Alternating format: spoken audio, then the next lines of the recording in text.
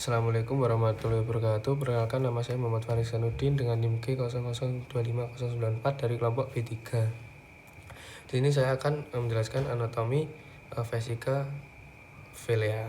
Nah, seorang pasien datang ke rumah sakit setelah makan sate kambing terlalu banyak. Nyeri dirasakan di regio kanan atas dan merupakan sign positif. A. Jelaskan mengenai alur saluran sekresi vesika vilea. B. Apa nama otot yang mengelilingi papila duodeni mayor serta otot-otot penyusunnya. C. Sebutkan nama kelainan vesika vilea beserta gejalanya. Nah, alur sekresi vesika vilea itu sesuai tabel atau diagram yang di PPT ini. Itu pertama itu kita mulai dari hati, itu sebagai organ penghasil empedu. Nah, empedu yang diproduksi oleh hepatosit akan mengalir melalui dua saluran hati, yaitu ductus hepaticus dexter dan ductus hepaticus sinister. Kedua saluran ini itu kemudian bergabung membentuk ductus hepaticus communis. Nah, selanjutnya ini gambaran alurnya. Nah, selanjutnya itu empedu dari ductus hepaticus communis itu dapat mengalir menuju dua arah. Itu bila tidak sedang digunakan untuk proses pencernaan, empedu akan dialirkan ke vesika vilea atau kantung empedu melalui ductus cysticus untuk disimpan dan dikonsentrasikan. Nah, ketika tubuh membutuhkan empedu, misalnya saat makan makanan berlemak masuk ke dalam duodenum, kantung empedu akan berkontraksi. Nah, empedu yang tersimpan itu kemudian dikeluarkan kembali melalui ductus cysticus menuju ductus choledocus. Nah, pada bagian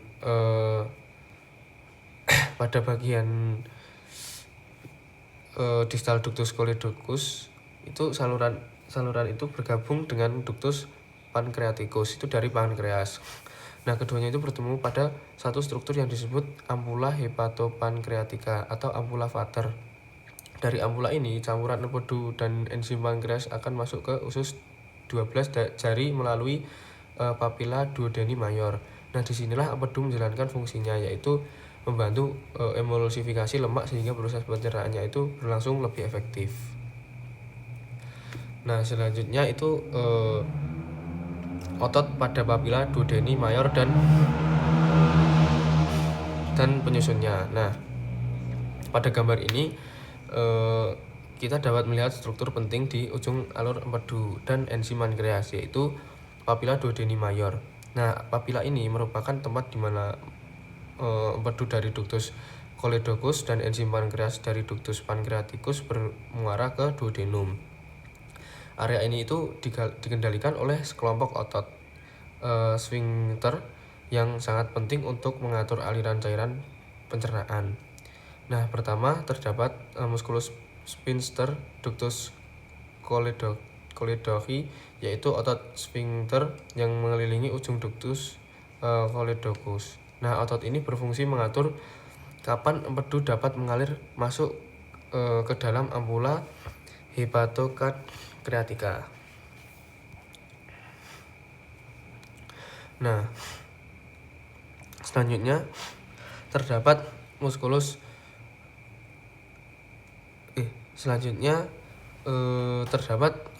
sphincter ductus pancreatici yang letaknya mengelilingi ujung ductus pancreaticus atau ductus wirsongi. Nah, otot ini itu mengatur aliran enzim pankreas menuju ampula.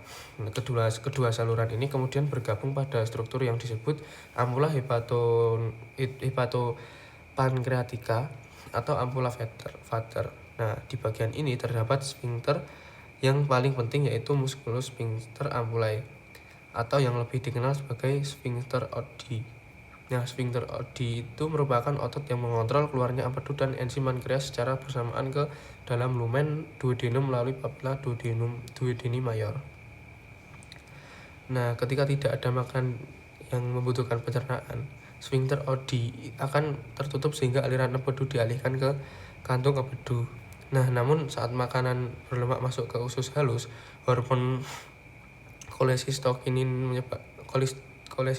itu menyebabkan sphincter Oddi relaksasi sehingga empedu dan enzim pankreas dapat masuk ke duodenum untuk membantu proses pencernaan. Dengan demikian, 3 otot utama sphincter ductus choledochi atau sphincter ductus pancreatici dan sphincter ductus ampullae itu bekerja secara terkoordinasi untuk memastikan aliran cairan pencernaan itu berlangsung tepat waktu dan efisien begitu. Nah, selanjutnya itu ada kelainan vesika velea dan gejalanya. Pada slide ini kita akan membahas beberapa kelainan yang dapat terjadi pada vesika velea atau kantung empedu serta gejala yang biasanya muncul. Nah, di samping kanan itu terlihat daftar gangguannya, sementara di kiri terlihat ilustrasi anatomi saluran empedu untuk membantu memahami lokasi kelainannya. Nah, yang pertama itu ada kolesistitis. Itu adalah kondisi peradangan pada vesika velea. Nah, peradangan ini paling sering disebabkan oleh tersumbatnya ductus cysticus oleh batu empedu. Gejala yang muncul itu seperti nyeri hebat di kuadran kanan atas perut, nyeri yang menjalar ke bahu kanan atau punggung, demam, mual dan muntah, perut rasa kembung atau sensitif saat ditekan. Yang kedua ada cholangitis. Cholangitis itu merupakan peradangan pada ductus choledocus yang saluran empedu utama yang mengalirkan empedu ke usus. Umumnya itu terjadi akibat infeksi bakteri ketika aliran empedu terhambat, misalnya oleh batu.